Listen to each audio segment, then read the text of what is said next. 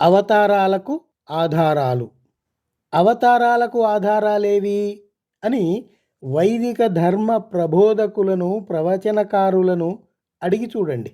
జవాబు చెప్పలేరు సరికదా, క్షణంలో తోక ముడిచి అక్కడి నుండి పారిపోతారు. చార్వాకులు, లోకాయతులు, బౌద్ధులు, జైనులు వీళ్ళందరూ భౌతికవాదులు. వీరు మనుషులకు నైతికత కావాలన్నారు. దృష్టి ఈ జగత్తు మీద పెట్టమన్నారు. సమస్యల్ని పరిష్కరించుకుంటూ మానవ సమాజాన్ని ఉద్ధరించుకోవాలన్నారు. పీడన నుండి, దుఃఖం నుండి, వేదన నుండి బయటపడే మార్గాలు అన్వేషించుకోవాలన్నారు. దీనికి పూర్తి విరుద్ధంగా వైదిక ధర్మం ఏం చెప్పింది? బ్రహ్మ సత్యం అని, జగత్తు మిథ్య అని అంది. పుణ్యం, పాపం, జన్మ, పునర్జన్మ, మోక్షం వంటి మూఢనమ్మకాల్ని వ్యాప్తి చేసింది. ఎక్కడా లేని పరలోకాల గురించి ప్రచారం చేసింది. వెరసి మనుషుల ఆత్మవిశ్వాసాన్ని దెబ్బతీసింది. హిందూ సన్యాసికి ఈ ప్రపంచంతో సంబంధం ఉండదు, కానీ బౌద్ధ భిక్షువుకు ప్రపంచంతో తప్పక సంబంధం ఉంటుంది. వారు సామాన్య జనానికి సేవ చేస్తారు, బౌద్ధ ధర్మం బోధిస్తారు. వీరికి స్వంత ఆస్తి అంటూ ఉండదు. ఇకపోతే హిందువుల దశావతారాల్లో బుద్ధుణ్ణి చేర్చుకున్నారు కదా. బుద్ధుడు హిందూ మతంలో భాగమే అని అంటారు కదా. మరి బౌద్ధారామాల్ని పరిరక్షించుకోవాలని కానీ, పునరుద్ధరించుకోవాలని కానీ వైదిక సంస్థలకు, నేటి ప్రభుత్వాలకు ఎందుకు ఉండటం లేదు? విశాఖ పరిసర ప్రాంతాల్లో ఉన్న తొట్లకొండ, పావురాలకొండ, గొజ్జన్నకొండ, లింగాలకొండ వంటివన్నీ ఎందుకు నిరాదరణకు గురవుతున్నాయి? విషయాలు తెలుసుకుని లోతుగా అధ్యయనం చేయవలసిన విషయం.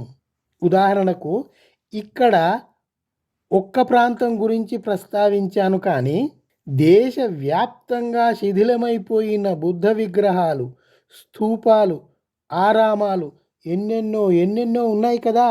మరి వాటిని ఎందుకు పట్టించుకోవటం లేదు, పునరుద్ధరించుకోవటం లేదంటే అవి తమ వైదిక ధర్మానికి ఏమాత్రం సంబంధం లేనివి అని వారికి ఖచ్చితంగా తెలుసునన్నమాట. వైదిక ధర్మాన్ని నెత్తిన పెట్టుకునే ప్రభుత్వ పెద్దలవి నాటకాలు కావా? చారిత్రక అవగాహన తప్పనిసరి కదా. సనాతన బౌద్ధ ధర్మాన్ని రక్షించుకుందామన్న చిత్తశుద్ధి అవసరం కదా. మనువాదుల ప్రభావంలో పడి తమను తాము గుర్తించుకోవటం మరిచిపోయిన జనం ఎప్పుడు వివేకవంతులవుతారో మరి. ఆరామాలని అరాచక కేంద్రాలని ప్రచారం చేశారు. మహాస్తూపాలను అన్యాయంగా లంజదిబ్బలన్నారు. స్తూపాలు దిబ్బలైనాయి, విహారాలు గబ్బిలాలకు నిలయాలైనాయి. బుద్ధుడు విష్ణుమూర్తి అవతారమని ఒక మహాబద్ధం ప్రచారం చేసిన వారే ఈ దుర్మార్గాలన్నీ చేశారు. ఇవన్నీ ప్రత్యక్షంగా కళ్లకు కనిపిస్తున్న విషయాలు. కొన్ని స్తూపాలు నరసింహక్షేత్రాలయ్యాయి. తిరణాల స్థానంలో మంత్రతంత్రాలు ప్రతిష్ఠించారు. అష్టాంగ మార్గాన్ని అష్టోత్తరాలుగా మార్చారు. పంచశీలను పాతిపెట్టారు. నిబ్బాణకు బదులు వ్రతాల్ని ప్రవేశపెట్టి గృహిణుల్ని మానసిక బానిసలుగా మార్చారు. 1500 ఏళ్ల పాటు శాంతియుత, సుఖమయ, ఆనందకర జీవితాన్ని అందించిన బౌద్ధ జీవన శైలిని ఏ రకంగా నాశనం చేశారో రఘుపతిరావు 2010లో ఒక పుస్తకంలో విశదపరిచారు. అశోకుడి కంటే ముందే సనాతన సంస్కృతిలో, అంటే వారి వైదిక సంస్కృతిలో అనేక స్తూపాలున్నాయని కొందరు తప్పుడు వ్యాఖ్యానాలు చేస్తున్నారు. సింహ స్తంభ, ధ్వజస్తంభ, సూర్యస్తంభ, విజయస్తంభ వంటి వాటి గురించి చెబుతూ ఇవి భూమి అనంత విశ్వాన్నించి విడివడడాన్ని, అంటే separation of earth with infinite cosmos సూచిస్తాయని చెబుతారు. అయితే ఇందులో సింహస్తంభం, సూర్యస్తంభం బౌద్ధుల శిల్పాలకు పోలికలు ఉన్నాయి. అబద్ధాలు ప్రచారం చేసే ఆ మందమతులు ఆ విషయం గ్రహించలేదు. ఇకపోతే అశోక స్తంభాల్ని స్ఫూర్తిగా తీసుకుని, అంటే మోడల్గా తీసుకుని తర్వాత కాలంలో కొందరు ప్రాంతీయ పరిపాలకులు కొంత భిన్నంగా స్తూపాలను నిర్మించి ఉంటారు కదా, కాదనలేం. కార్బన్ డేటింగ్ చేయించి అవి ఏ కాలంవో నిర్ధారణ చేయిస్తే గాని అసలు విషయం బయటపడదు. ఏమైనా అశోకుడికి ముందు కాలంలో దేశంలో స్తూపాలున్న విషయం ఏ చరిత్రకారుడు నమోదు చేయలేదు. ఆనాటి చరిత్రకారుల్ని నమ్ముదామా, లేక ఈనాటి ఈ మిడిమిడి జ్ఞానపు వైదిక హిందూ పండితుల్ని నమ్ముదామా? హేతుబద్ధంగా ఆలోచించేవారు నిజమైన ప్రమాణాల్ని మాత్రమే పరిగణనలోకి తీసుకుంటారు. ఆనాటి వైదిక మత గురువు శంకరాచార్యకు పెద్ద గొంతు, వాదనా పటిమ ఉండి ఉంటుంది. ఉంటే మాత్రం సున్నిత మనస్కులైన బౌద్ధ భిక్షువుల్ని హేళన చేసి అవమానించి న్యూనతాభావంతో వారు ఆత్మహత్య చేసుకునేదాకా వదిలిపెట్టేవాడు కాదు.